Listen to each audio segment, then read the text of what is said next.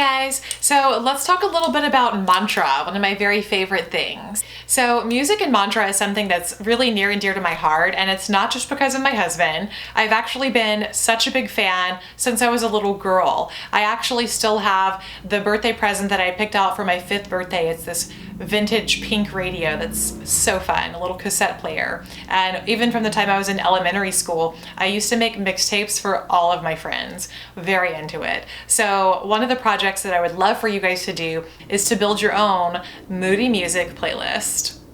So mantra can be really a term for anything, any sort of sound that's around us, whether we're using affirmations or whether we're talking about Kundalini mantra. I want to go into a little bit of information about the Kundalini mantras and why we use them, how they work, and things like that. But really, when we're working with sound current, there's a lot of technology that's involved here. So I'm not going to nerd out too deep on you guys today, but just know that anything that you're taking in, any sort of sounds that you're coming in contact with, have a very distinct and direct effect on your nervous system.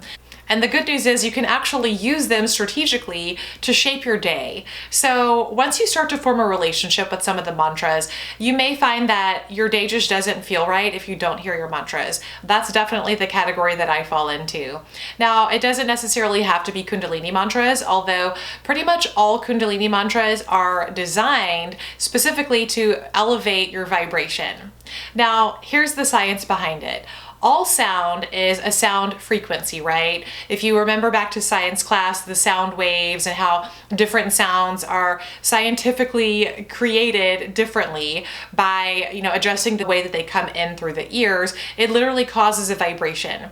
So you may start to notice as you tune in, whenever we tune in for our practice, every time I tune in, my ears pop. And it's one of these things where I can just literally feel the vibration coming from the body.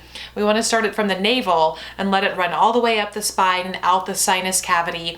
That's part of the reason that we tune in, and why we call it tuning in, is that it connects us. It puts us on a different vibration.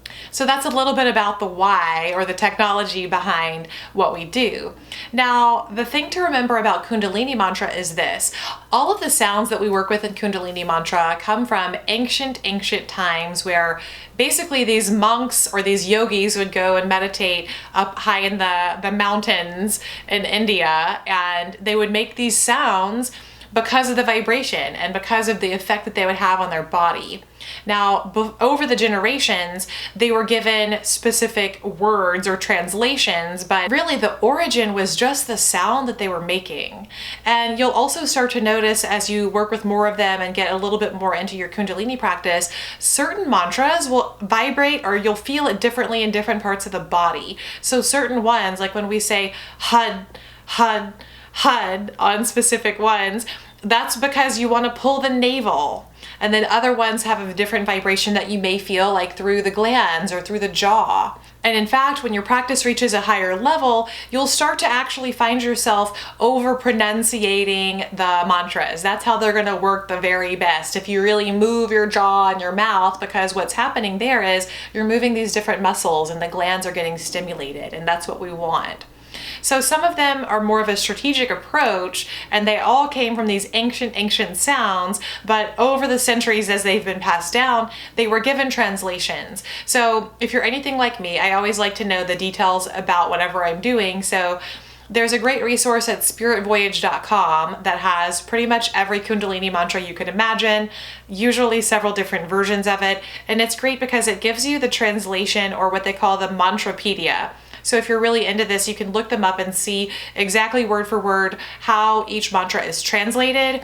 Typically, if you were to translate most mantras into English, they say things like God is good, God is great. Some of them are a little bit more in depth, but generally they're all very uplifting, positive statements. Now, certain mantras are really known for doing certain things. Special ones are given to break through fears or break through blocks. There's one that's actually meant to bring in a man of God, if that's something that you're into. There's literally mantras for all sorts of things. Some of them are specifically for prosperity because, they're combining these sounds of the universe, if you will, and putting them into practice. And so the way that we work with mantra can look several different ways. Your first step is really just to listen to mantra. So if you don't know the words of any of the things that we're doing, if you're brand new to this, don't worry about it. You really can't mess it up if you literally just listen to whatever mantra is corresponding to that particular set, or if you just download the playlist that I have for you guys and pick your favorite, then you're going to be doing just fine. Certain sets call for specific mantras, but many of them don't actually have a specified mantra, and you can just work with whichever one you're naturally drawn to, and that's really probably the one that you need the most. Now, maybe your next level is to start to chant along with the mantras. So of course, if you're actually moving your body, whether that's just your tongue or your navel starts to move a little bit, if you're moving your body and you're also hearing the sound, then it's going to be more powerful. But here's the thing, you don't have to memorize all the words. It's actually more powerful if you can learn the words and just do the best you can than just really like reading them off the card. So especially if you're in a meditation, I don't want you to stress about the words so much that you're going to actually like read them off of something. You're not going to get as much out of the meditation. Just go with it and you'll naturally start to absorb it. If you want to learn a mantra, play it all the time. Play it in the house, play it in the car, and before you know it, you'll naturally just be like blah, blah, blah, blah, bubbling along with it. Now, the other thing is, you don't have to get all of the words perfect. So you can literally just say like watermelon, watermelon the entire time, and it's still going to do the thing because you're still listening to it properly. So as you're learning, basically just don't sweat it so much.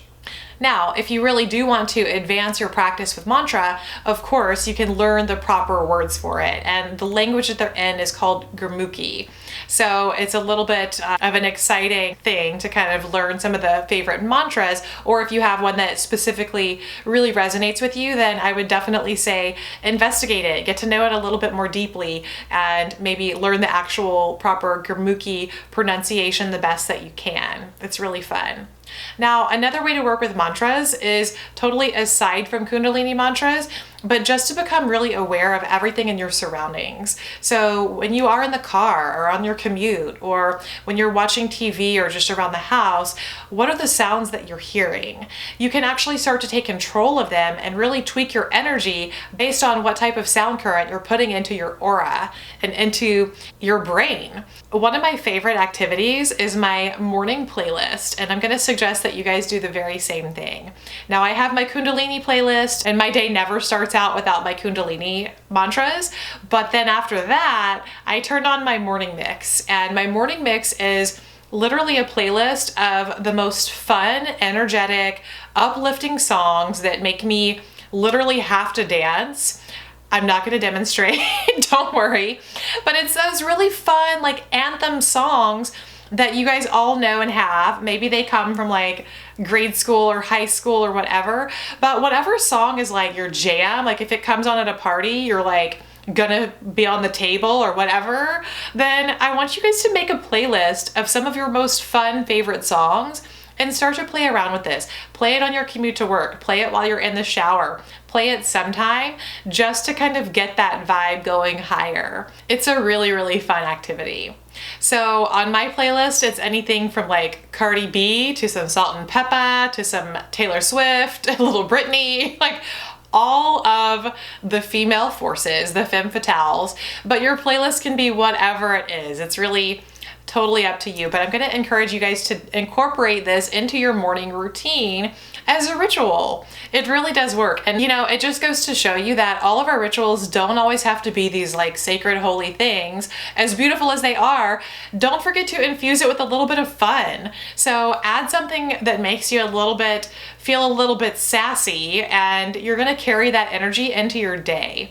So they actually do have a specific effect on your brain. Did you ever notice that you have that one song that takes you back to like that beach vacation maybe, or your spring break from college where, oh my gosh, you just remember the song takes you back to that moment, and that's when you're like wanting to dance or whatever it is that you do.